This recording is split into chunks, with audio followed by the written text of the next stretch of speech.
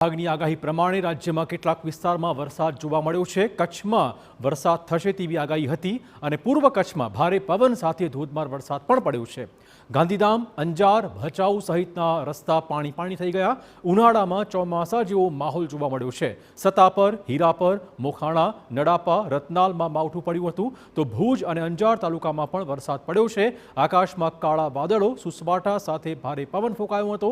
ભર ઉનાળે ચોમાસા જેવો માહોલ જોવા મળ્યો છે। ભારે પવન સાથે વરસાદ વરસતા કેરીના પાકને નુકસાનની પણ શક્યતાઓ વ્યક્ત કરવામાં આવી છે। તો કચ્છમાં ભારે પવન પણ ફૂંકાયો છે અને ધોધમાર વરસાદ પણ ખાબક્યો હતો। હવામાન વિભાગની આગાહી પ્રમાણે જ કચ્છના અનેક વિસ્તારોમાં આજે દિવસ દરમિયાન વરસાદ પડતો જોવા મળ્યો છે। અનેક વિસ્તારોમાં ભારે પવન ફૂંકાયો હતો। ખાસ કરીને કેરીના પાકને આ માવઠું નુકસાન પહોંચાડશે। ખેંગારપર, મોખાણા સહિતના વિસ્તારોમાં ભારે પવન ફૂંકાયો। આકાશમાં કાળા વાદળો અને પવનના સુસવાટા સાથે આજે કચ્છમાં દિવસ દરમિયાન મોસમનો મિજાજ બદલાઈ ચૂક્યો હતો।